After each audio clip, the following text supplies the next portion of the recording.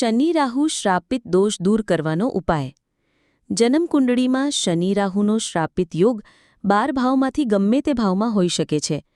તમારી કુંડળીમાં તમારે જાતે જોવાનું છે કે મને મારી કુંડળીમાં શ્રાપિત દોષ છે કે નહીં।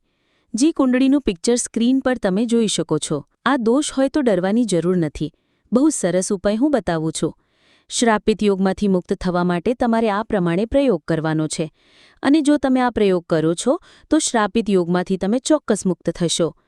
શ્રાપિત દોષનો અર્થ સમજીએ તો પૂર્વજન્મકૃત કોઈ દોષ હોય તો જન્મકુંડળીમાં શનિ રાહુની અંશાત્મક યુતિ। અશ્રાપિત દોષનો ઉપાય જાણીએ।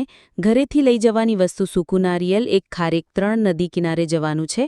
ત્યાં જઈને તમારા માથા ઉપરથી ખારેક અને નારિયેલ વાળીને વહેતા જળમાં પધરાવવાનું છે।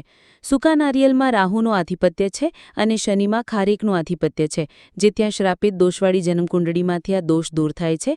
પ્રયોગ 43 દિવસ સુધી કરવાનો છે અથવા એક દિવસ કરો તો પણ ચાલશે। ઉપાય થાય તો ચોક્કસપણે લાભ મળે છે અને તમે શનિ રાહુના શ્રાપિત દોષમાંથી મુક્ત થાવ છો। આવા જ બીજા વિડીયોને જોવા માટે ચેનલને લાઇક કરો, શેર કરો અને સબસ્ક્રાઇબ કરો અને બેલ આઇકન દબાવો। અસ્તુ જય અંબે।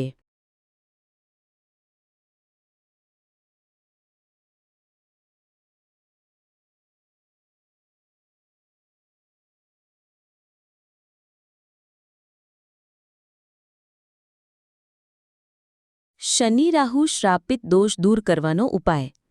જન્મકુંડળીમાં શનિ રાહુનો શ્રાપિત યોગ 12 ભાવમાંથી ગમે તે ભાવમાં હોઈ શકે છે। તમારી કુંડળીમાં તમારે જાતે જોવાનું છે કે મને મારી કુંડળીમાં શ્રાપિત દોષ છે કે નહીં। જે કુંડળીનું પિક્ચર સ્ક્રીન પર તમે જોઈ શકો છો। આ દોષ હોય તો ડરવાની જરૂર નથી। બહુ સરસ ઉપાય હું બતાવું છું। શ્રાપિત યોગમાંથી મુક્ત થવા માટે તમારે આ પ્રમાણે પ્રયોગ કરવાનો છે અને જો તમે આ પ્રયોગ કરો છો તો શ્રાપિત યોગમાંથી તમે ચોક્કસ મુક્ત થશો। શ્રાપિત દોષનો અર્થ સમજીએ તો પૂર્વજન્મકૃત કોઈ દોષ હોય તો જન્મકુંડળીમાં શનિ રાહુની અંશાત્મક યુતિ। અશ્રાપિત દોષનો ઉપાય જાણીએ। ઘરેથી લઈ જવાની વસ્તુ સૂકું નારિયેલ એક ખારેક 3 નદી કિનારે જવાનું છે।